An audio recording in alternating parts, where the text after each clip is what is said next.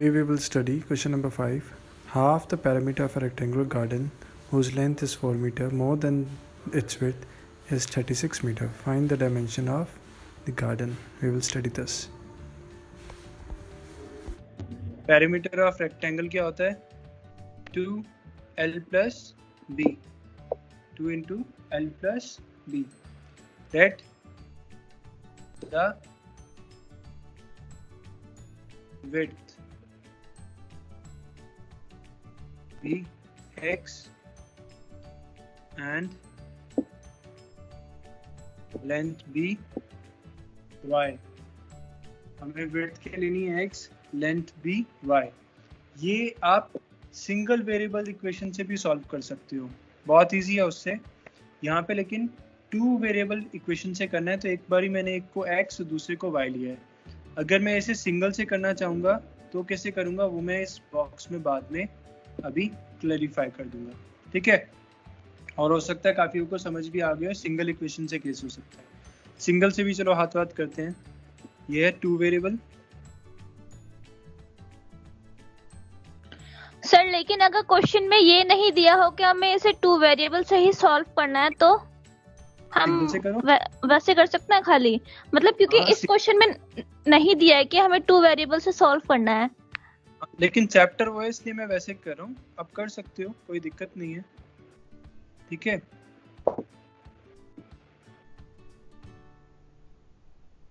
Exercises 3.2 linear equation. Okay, अगर इसे single variable से करना होगा तो क्या करेंगे? तो सिंपल हम लिखेंगे late width be x and length will be equals to 4 more than width, that is 4 plus x, and half the perimeter. आगे क्या है? Perimeter by 2 equals to 36. Perimeter का फॉर्मूला क्या होता है? Twice length plus breadth, ठीक है, और हाफ कर देंगे, ठीक है, ये भी कट जाएगा, मतलब हाफ ये हो जाएगा, इसको हाफ ही रखेंगे ऐसे। तो p/2 will be equals to l plus b। p/2 कितना है? 36 given equals to l is x plus 4 plus x, 2x equals to 36 minus 4 and x equals to 32/2, that is 16। x 16 आ गया तो लेंथ आ जाएगी, width आ जाएगी 16, length 20, ठीक है। ये हो गया सिंगल वेरिएबल से। अगर हमें करना है डबल वेरिएबल से तो क्या करेंगे? एक को x एज्यूम किया और दूसरे को y। One has been assumed x and another has been used y. Now पहली इक्वेशन क्या बनेगी? That y equals to x plus 4। ये हो गई हमारी equation number 1। y equals to x plus 4 यहाँ ऊपर लिख सकते हो अकॉर्डिंग टू क्वेश्चन। क्वेश्चन के अकॉर्डिंग क्या था? दैट लेंथ जो है वो विड्थ के 4 ज्यादा है, तो length is x width plus 4। हमने इसे क्या मान लिया? इक्वेशन 1। दूसरी इक्वेशन क्या गिवन है? Half of parameter equals to 36 and half of parameter क्या होगा? Length plus breadth by 2 equals to 36। इससे कैंसिल आउट हो जाएगा। L क्या है आपका? L is y and breadth is x equals to 36। तो आपके पास 2 इक्वेशन आएगी, यहाँ से आएगी एक इक्वेशन हो गई y minus x equals to 4, दूसरी इक्वेशन हो गई y plus x equals to 36। अब डायमेंशंस फाइंड करनी है, तो आप जो आप मेथड फाइंड यूज करोगे वो अभी यूज करोगे सब्स्टिट्यूशन मेथड। कौन सा मेथड यूज करोगे? सब्स्टिट्यूशन। सिंगल वेरिएबल से तो बहुत इजीली हो गया, ये यहीं पे खत्म। सर एक बार डबल वाले दोबारा खुद समझा दो। दोबारा समझा। डबल वाले में क्या किया मैंने? इस क्वेश्चन में गिवन था that the length is 4 more than width, तो मैं उसको सिंगल वेरिएबल में तो ऐसे ले सकता था, डबल वेरिएबल में क्या किया मैंने, लेंथ को मान लिया y, विड्थ को मान लिया x, दोनों दो डिफरेंट वेरिएबल से एज्यूम किया। उसके बाद मैंने क्या लिख दिया, according to question length l y is 4 more than width, that is x plus 4, width में 4 ऐड कर दूं तो वो किसके इक्वल हो जाएगा, लेंथ। यही हम यहाँ पे करते हैं, यहाँ y की जगह मैं x plus 4 डायरेक्टली लिख देता हूँ तो सिंगल वेरिएबल बनती है। यहाँ पे हमने ऐसे लिखा। और दूसरा क्या गिवन है, दूसरा गिवन है कि p हाफ ऑफ पैरामीटर, ये पैरामीटर था, पैरामीटर का हाफ कितना है 36, पैरामीटर क्या होता है 2l plus b, okay, parameter क्या होता है 2 ब्रैकेट लेंथ प्लस ब्रेथ, तो उसे 2 से डिवाइड कर देंगे, हाफ ऑफ पैरामीटर हो जाएगा। हाफ ऑफ पैरामीटर क्या होगा, लेंथ प्लस ब्रेथ, जो क्या था y और x। अब इस इक्वेशन को भी, जो फर्स्ट इक्वेशन है, इस इक्वेशन को अगर हम इसकी y की वैल्यू पुट, ये मैंने सिर्फ इक्वेशन शो करने के लिए लिखा है, ठीक है। अगर मैं कहूँ put the value of y from equation 1 to equation 2, क्या लिखूं, put the value of y from equation 1 to equation 2। Equation 1 में से अगर मैं y की वैल्यू इक्वेशन 2 में पुट करूंगा तो क्या बनेगा, x plus 4 plus x equals to 36। Now you can easily solve this, इसे तो सॉल्व कर ही सकते हो, 2x equals to फिर से यही हो जाएगा, तो पंखे चल रहे हैं। इक्वेशन 1 से हमने क्या किया, y की वैल्यू जो थी x plus 4 उसको यहाँ लिख दिया और हमारी इक्वेशन ये बन गई। And this is single variable equation, you can easily solve this. ये तो एक लीनियर इक्वेशन बन गई है, यू कैन सॉल्व दिस, जैसे ये बनी थी, जैसे ये किया हुआ है, ठीक है, जैसे ये किया हुआ है वैसे ये सॉल्व हो जाएगा। Give the equation two given the linear equation 2x plus 3x minus 8 equals to 0, write another linear equation in two variables such that the geometrical representation of the pair so formed is intersecting line, parallel line and coincident line। 2x plus 3y minus 8 equals to 0। पहला condition क्या है, another equation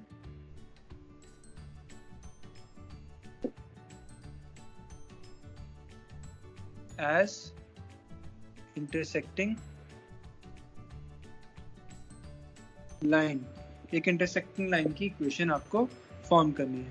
intersecting line में क्या होता है, that ratio of a1 a2 should not be equals to b1 b2, ठीक है। तो यहाँ पे क्या है, 2 अपॉन एनीथिंग ले सकते हैं, equals to not equals to 8 upon anything, तो कुछ भी नंबर दे दो। जैसे कि यहाँ पे अगर मैं लिख दूँ 2 upon let's say 5 and 8 upon 4, ठीक है। तो दो लाइंस बन जाएंगी जो कहीं ना कहीं इंटरसेक्ट करेंगी, ठीक है। इनके रेशियो इक्वल नहीं है तो वो इंटरसेक्ट कर जाएंगी। लिख सकते हैं इसे ऐसे, क्या लिख सकता हूँ ये equation, 5x plus 4y minus 8 equals to 0, constant same रहे कोई फर्क नहीं पड़ेगा, ठीक है। And we get the answer of another equation. Next, similarly you have to form a equation which will क्या करेगी, जो इक्वेशन इसको पैरेलल है, the line which is parallel, parallel line की इक्वेशन बनानी है तो क्या होता है पैरेलल लाइन की कंडीशन,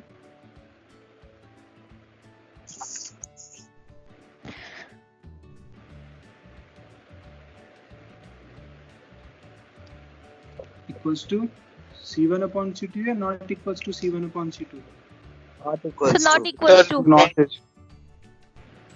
तो now again you can frame my equation, क्या हो जाएगा 2 upon 4 1 by 2 equals to 3 upon, यहाँ मैंने 8 ले लिया, ये 3 था,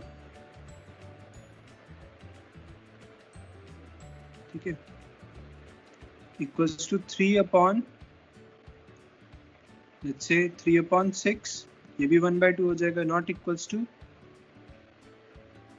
8 minus 8 upon let's say 5, unequal है, तो न्यू इक्वेशन क्या हो जाएगी 4x plus 6y minus 5 equals to 0। ठीक है, तो इन दोनों के रेशियोज इक्वल आएंगे, कांस्टेंट के रेशियोज इक्वल नहीं आएंगे, hence this is a parallel line which we can draw.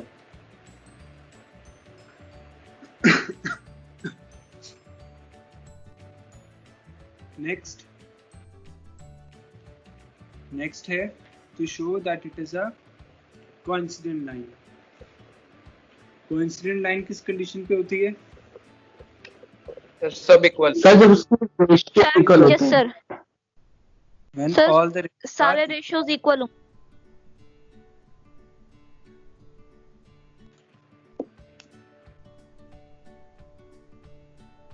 जब सारे रेशियोज इक्वल हो तो क्या होती है कांस्टेंट। इसको रेशियोज को इक्वल कर सकते हैं, 2/4 इक्वल्स टू 3/6 इक्वल्स टू -8/-16। ठीक है, रेशियोज इक्वल हो गए तो equation will be 4x plus 6y minus 16 equals to 0। ये इक्वेशन क्या होगी कोइंसिडेंट। और दूसरा एक इजी तरीका बताऊं, जो भी इक्वेशन गिवन होगी ना, जैसे इक्वेशन गिवन है, अगर मैं इसे किसी भी एक कांस्टेंट टर्म से पूरी इक्वेशन को मल्टीप्लाई करूंगा, वो इसकी कॉन्सिडेंट ही बनेगी हमेशा। चाहे 2 से सबको मल्टीप्लाई कर दूं, चाहे 3 से कर दूं, चाहे 4 से कर दूं, चाहे 5 से कर दूं, किसी से भी करूं, वो पूरी की पूरी इक्वेशन उसकी कॉन्सिडेंट बन जाएगी। चाहे -2 से करूं, चाहे +2 से करूं, चाहे -3 से करूं, चाहे +3 से करूं, किसी भी इंटीजर से, तो ये पूरी इक्वेशन जो भी नई फॉर्म होगी वो उसकी क्या होगी पैरेलल। ठीक है, लाइक यहाँ पे क्या हुआ है, हमने 2 से मल्टीप्लाई करे तो ये वाली इक्वेशन बनेगी। इसको 2 से मल्टीप्लाई कर दो पूरी इक्वेशन को, तो एक्चुअली क्या बनेगा ये इक्वेशन, और इसकी क्या है पैरेलल। ये क्लियर है सबको कैसे फॉर्म करनी है अलग अलग इक्वेशंस? अगर चेक करना है तो चेक करना है इसको कि सही है नहीं है, तो वही we can show it on graph and we can check it out कि सही है या नहीं है। If you want I can do that, कर लेते हैं hand to hand. Sir check कर लेते हैं। ठीक है, नो सर। 1 मिनट दो, कर ही लेते हैं, फॉर्म करके देख लेते हैं कैसे बन रही है, आइडिया भी हो जाएगा।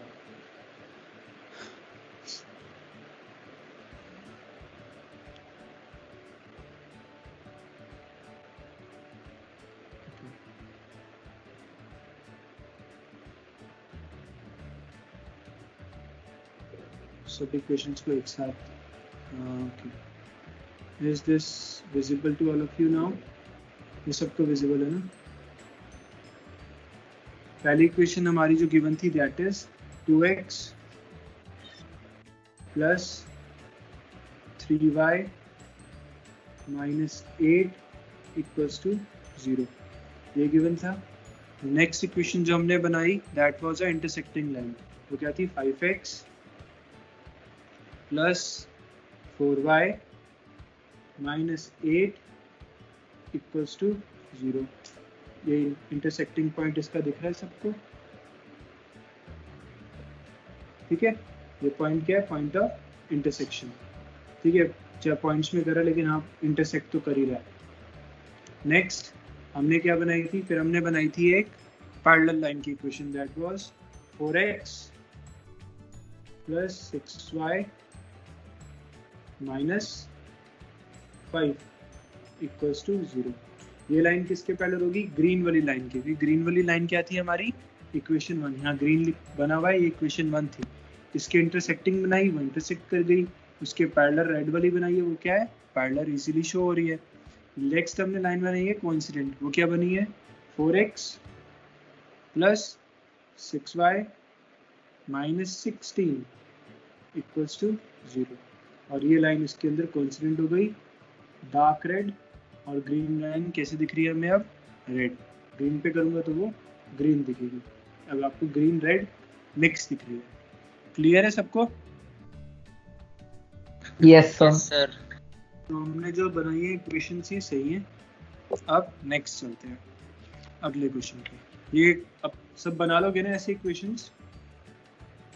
यस ये भी सर। Yes sir. 2 नंबर में क्वेश्चन आ सकता है बस। वैष्णव वीडियो बंद कर दो, अदरवाइज वो रिकॉर्ड होती रहेगी तुम्हारी। Next Draw the graphs of equation x minus y plus 1 equals to 0 and 3x plus 2y minus 12 equals to 0.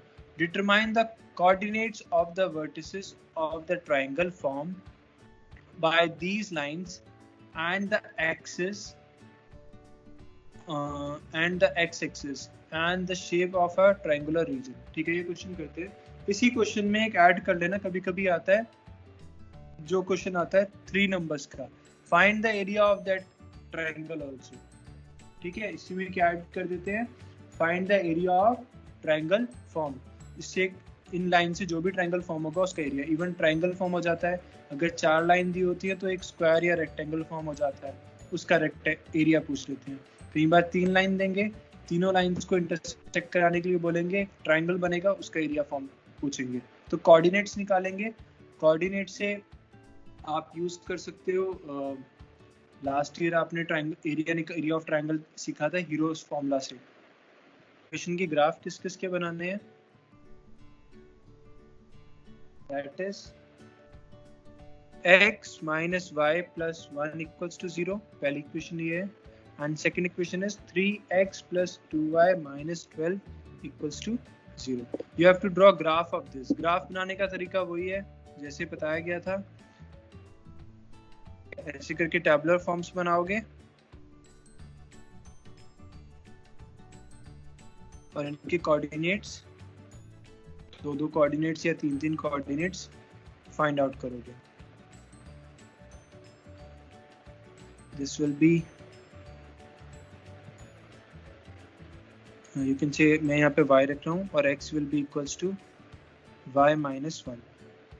यहाँ पे भी मैं ऐसे ही करता हूँ कि x ले लिया and y will be equals to, y क्या हो जाएगा 12 minus 3x upon 2.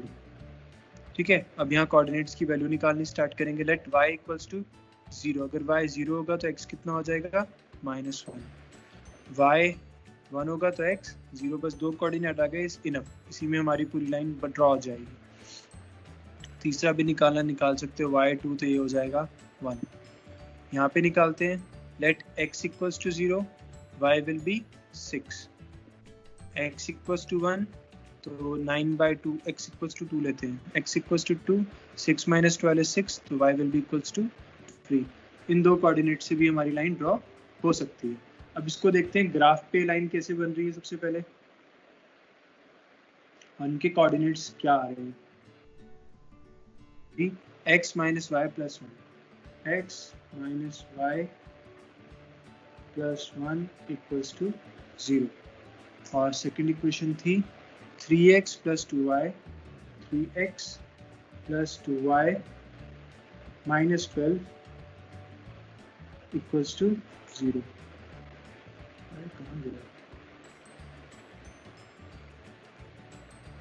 3x plus 2y minus 12 equals to 0. तो ये 2 हमारे इक्वेशंस लाइंस की जो बनी है वो ऐसे कट कर रही है. ये भी एक इसका कोऑर्डिनेट माना जाएगा. ठीक है, ये जो आ रहा है. तो इसके कोऑर्डिनेट्स अब हम लिख लेते हैं. पहले इसको मैं अपनी कॉपी में ड्रॉ कर लेता हूँ और इसके कोऑर्डिनेट्स भी मार्क कर लेंगे. क्या हो गया, हैंग हो गया. -1, 0 पहला कोऑर्डिनेट ये है.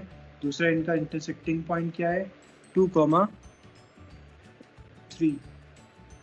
थर्ड क्या है, थर्ड इज 4, 0. अब क्वेश्चन में आपसे क्या पूछा गया था, सिर्फ ये.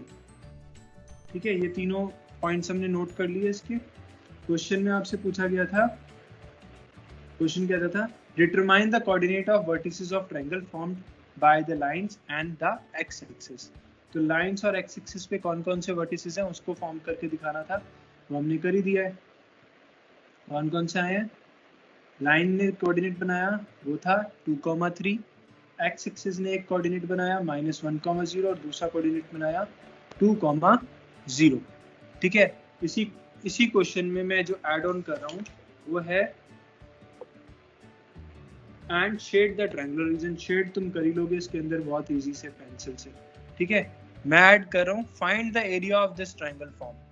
अब एरिया कैसे फाइंड आउट करेंगे? सबसे इजी तरीका जो एरिया फाइंड आउट करने का है वो क्या है, यहाँ से, क्योंकि एक्स एक्सिस से ट्रायंगल बना है, तो एक्स एक्सिस से यहाँ तक की कितनी लेंथ होगी? 3। यहाँ से यहाँ तक कितनी? 3 यूनिट। 3 यूनिट। और यहाँ से लेके यहाँ तक ये क्या हो गया? बेस। ये कितना है? 1 2 3 5 यूनिट। तो हाइट हो गई 3, बेस हो गया 5। Area of triangle is equals to half into base into height, that is 1/2 5 into 3, that is 7.5 square answer निकाल सकते हो इजीली। Yes sir. एक बार अब मैं इसे करके दिखा रहा हूँ, मैंने कोऑर्डिनेट्स लिख ली हैं।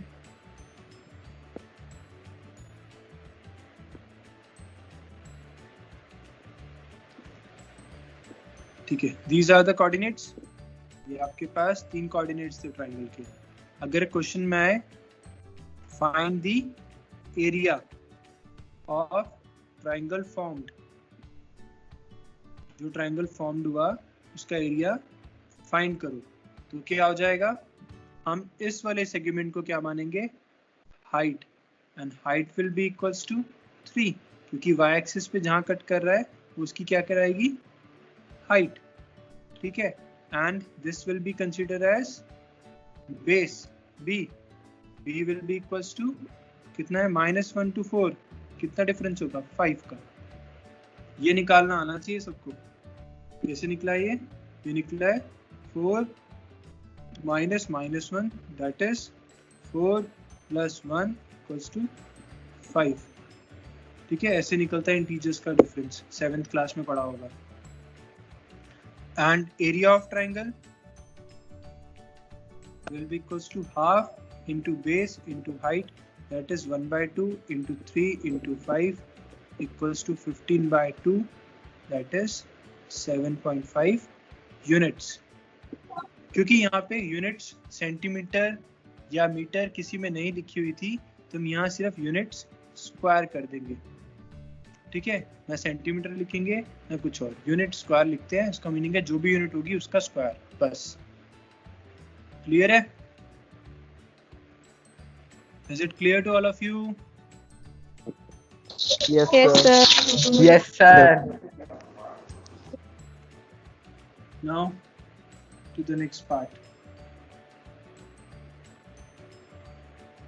अब अलजेब्रिक मेथड यूज करेंगे उसे सॉल्व करने के लिए। अलजेब्रिक मेथड में आप जो अभी सबसे पहले मेथड पढ़ोगे वो है सब्स्टिट्यूशन। 3 मेथड होते हैं, substitution, elimination and cross multiplication, ठीक है। आज हम पढ़ेंगे सब्स्टिट्यूशन मेथड, उसके बाद नेक्स्ट क्लास में एलिमिनेशन एंड क्रॉस मल्टीप्लिकेशन। ये 2 इक्वेशन है, हमें यूज करना है substitution method to solve this. Substitution में क्या होता है कि हम किसी भी एक वेरिएबल की वैल्यू डिफाइन कर लेते हैं और दूसरे में पुट कर लेते हैं। लाइक हम इस वाली इक्वेशन को सॉल्व करेंगे, इसको इक्वेशन को नाम देते हैं 2, इस इक्वेशन को नाम देते हैं 1, ठीक है। First step, in equation 2 x plus 2y equals to 3, x will be equals to 3 minus 2y, okay. इसको 4 नाम दे लो या कुछ भी नाम दे दो, ठीक है। सेकंड स्टेप क्या होगा? Substitute the value of x from equation 4 in equation 1। Equation 4 से जो x की वैल्यू है इसे कहाँ डाल देंगे? इक्वेशन 1 में। क्या हो जाएगा ये? 7 3 minus 2y minus 15y equals to 2। बस अब इसको सॉल्व करना है। ये क्या बन गई? Single variable equation, that is 21 minus 14y minus 15y equals to 2। Further, minus 14y minus 15y gives you minus 29y equals to 2. Minus 29y equals to 2 -21.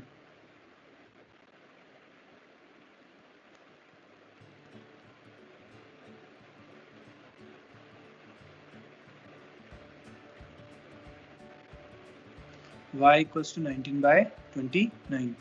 एक बार क्रॉस चेक कर लो सही भी किया नहीं किया. सही है. y इक्वल्स टू 19/21, यही आ रही है वैल्यू. नेक्स्ट, अब ये वाली वैल्यू जो आई है इसको कहाँ पुट कर देंगे? In equation number 4. Next step क्या होगा?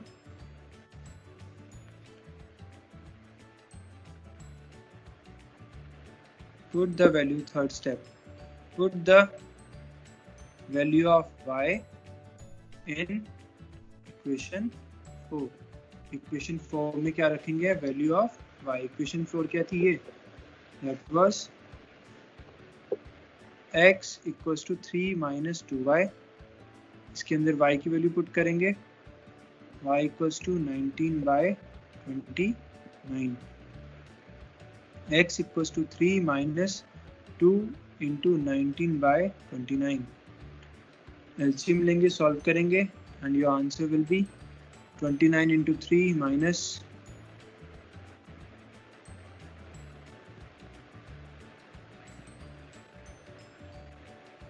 77 minus नहीं 6 7 8 87 minus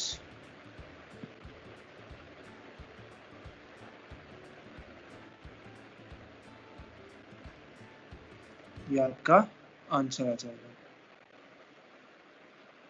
is it clear? Substitution method में क्या करना है?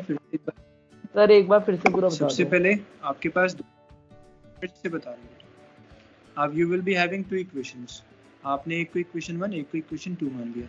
इसमें से जो भी आपको ज्यादा सिंपल इक्वेशन लगेगी, जैसे थोड़ी सिंपल थी, इसमें तो फिर भी कोफिशिएंट्स काफी बड़े हैं, इसमें x के साथ कोई कोफिशिएंट ही नहीं है, तो थोड़ी सिंपलर फॉर्म में है. तो मैंने इस इक्वेशन से x की वैल्यू को डिफाइन कर दिया. That x will be equals to 3 यहाँ था, 2y को दूसरी साइड ले गया, तो it will become 3 minus 2y. इसको मैंने इक्वेशन नंबर 4 मार्क कर दिया. ठीक है, 3 भी मार्क कर सकते हो, 4 भी मैंने 4 मार्क कर दिया. Substitute the value of equation 4 in equation 1. इससे जो x की वैल्यू आई है, x की जो वैल्यू आई है, दिस इज x. जो x की वैल्यू आई है उस वैल्यू को इस इक्वेशन में पुट करना है. क्योंकि हमने इस इक्वेशन से x की वैल्यू बनाई है, इसमें पुट नहीं कर सकते. इस वैल्यू को किस में पुट करेंगे? दूसरी इक्वेशन में. तो हमने नेक्स्ट वाली इक्वेशन में उसे पुट कर दिया. ये था 7x, x की जगह क्या रखा? 3 minus 2y. तो क्या हो गया? 7 bracket 3 minus 2y minus 15y plus 2. अब ये सिंगल वेरिएबल इक्वेशन है. सिंगल वेरिएबल आपको इक्वेशन, लीनियर इक्वेशन सॉल्व करनी आती है, आपने वैसे ही इसको सॉल्व कर दिया. 3 into 7 21, 3 into 2y minus 14y, sorry 7 into minus 2y is minus 14y minus 15y equals to 2. 21 minus 29y equals to 2, minus 29y equals to 2 minus 21. ये 21 किधर चला गया? दूसरी साइड.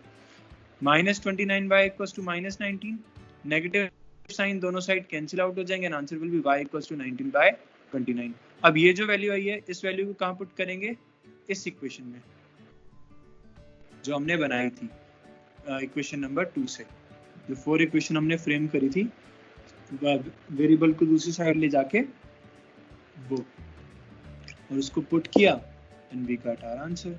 इस इक्वेशन में y की वैल्यू डाल दी और हमारे पास आंसर आ गया. This is called substitution method.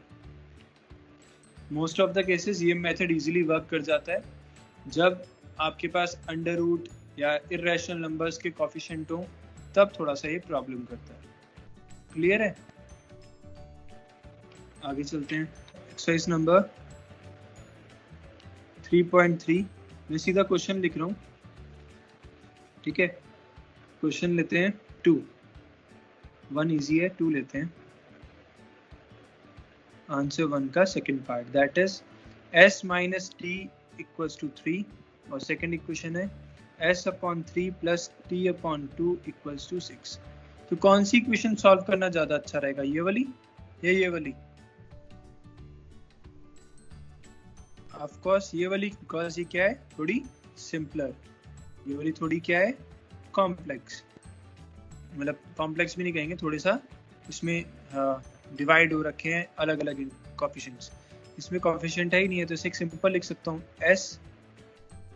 s will be equals to 3 plus t। मैं इस कोफिशिएंट को दूसरी साइड ले गया, तो it will become s equals to 3 plus t। इस इक्वेशन को मार्क कर दिया 3।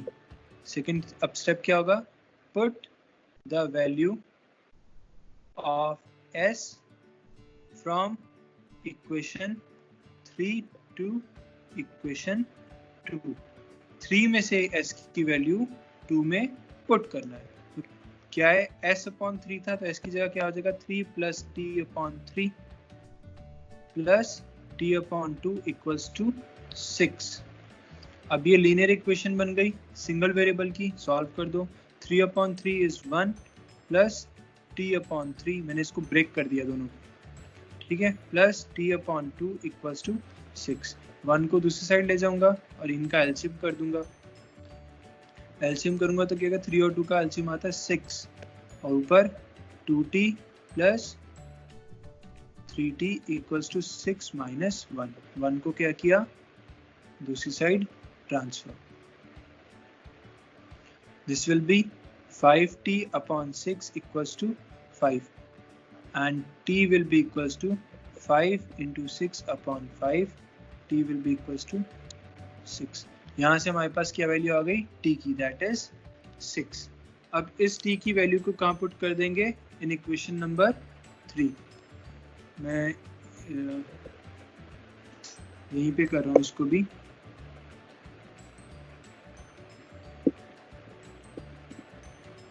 Put the value of t in equation 3। t की वैल्यू किसमें पुट कर देंगे, इक्वेशन 3 में। s equals to 3 plus t क्या आया हमारा 6, तो s will be equals to 9। s 9 आ गया और t 6, and this is our answer. फिर से रिपीट कर रहा हूँ, ये दो इक्वेशंस आपको गिवन थी, s minus t equals to 3, s upon 3 plus t upon 2 equals to 6। ये थोड़ा सिंपलर फॉर्म में थी, तो मैंने इसको फर्दर सॉल्व करके एक ही वेरिएबल लेफ्ट हैंड साइड रखा, बाकी सबको राइट हैंड साइड ले रहे हैं। तो मेरा equals to 3 plus t। I'll mark this as equation number 3। Then put the value of s। इससे जो s की वैल्यू है उसे कहाँ पुट करना है, इक्वेशन नंबर 2 में पुट किया। s अपॉन 3 था, तो क्या हो गया, 3t, 3 plus t upon 3 plus t upon 2 equals to 6। इसको ओपन कर दिया, इसको कैसे लिख सकता हूँ, 3 upon 3 plus t upon 3, 3 upon 3 is 1, t upon 3 is t upon 3 plus t upon 2 equals to 6। 1 को दूसरी साइड ले गया और सिंपल सॉल्व किया, आंसर आ गया। t की वैल्यू जो आई उसको इक्वेशन 3 में पुट कर दिया, यहाँ पे t की वैल्यू रख दूंगा तो मेरे पास क्या आ जाएगी, s की वैल्यू। बस इतना ही आपका क्या होगा, आंसर। इसमें एक और क्वेश्चन भी है, वो अंडर रूट में है और डेसिमल में भी है। तो डेसिमल वाला भी ऐसे ही होगा, अंडर रूट वाला भी। अंडर रूट वाला कर लेते हैं, डेसिमल वाला आप इजीली कर लोगे, ठीक है। That is question number 5, that is under root 2x plus under root 3y equals to 0। और सेकेंड इक्वेशन है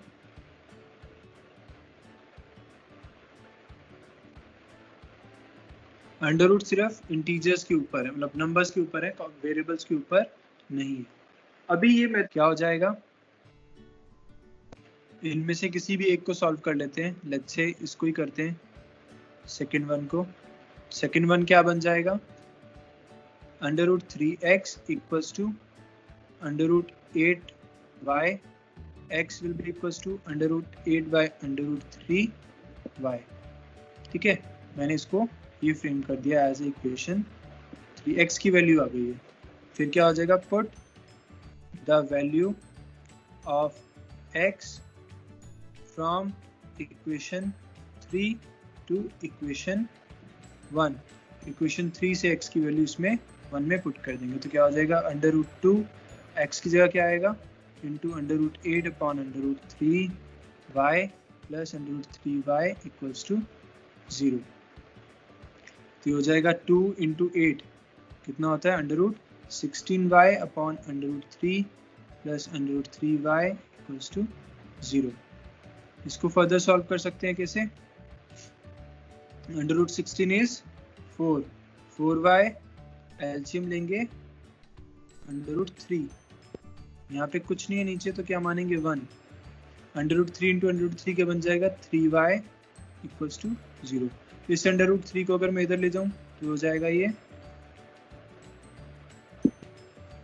this will become 4y plus 3y equals to 0 into √3. 0 into anything is 0 itself.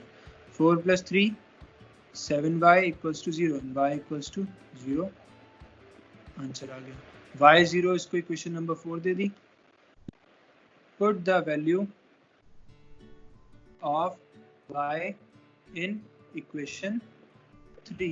Equation 3 में y की value डाल देंगे तो क्या हो जाएगा x equals to √8 by √3 into 0, that is 0। x भी क्या आ रहा है 0। ऐसा क्यों हुआ?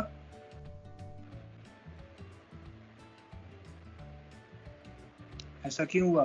क्योंकि कोई भी इक्वेशन में सिर्फ x y के वेरिएबल्स ही हैं, कांस्टेंट टर्म ही नहीं है, तो वो 0 कब होगी? जब दोनों 0 हो जाएंगे, वरना कुछ ना कुछ तो वैल्यू आएगी। इसमें दोनों किसके इक्वेट हैं? 0 के, तो मतलब दोनों वैल्यू 0 रही होंगी। ठीक है। नेगेटिव वाले केस में जब होता है तो या तो इनके कोएफिशिएंट्स इक्वल हो या एक दूसरे का सम प्रोड्यूस कर रहे हो तो होता है। ये क्लियर है सबको ये वाला question? Question number 2 is solve 2x plus 3y equals to 11 and 2x minus 4y equals to minus 14 and hence find the value of m in this given equation y equals to mx plus 3। तो ऐसे case में क्या करोगे? यहाँ से आप x और y की वैल्यू निकालोगे सब्स्टिट्यूशन मेथड से। किस मेथड से? सब्स्टिट्यूशन। वो x और y की वैल्यू यहाँ पे डालोगे और m की वैल्यू फाइंड कर लो। क्लियर है? Is it clear to all? Sir इसमें लिखा तो नहीं ना सब्स्टिट्यूशन से निकालना है? लिखा नहीं है, लेकिन अभी हम सब्स्टिट्यूशन ही पढ़ा तो उससे निकालना है।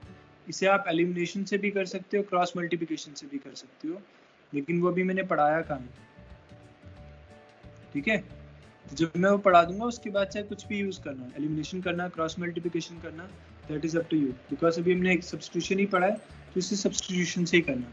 तो क्वेश्चन नंबर 1 और 2 आपके होमवर्क में है जो आप करोगे।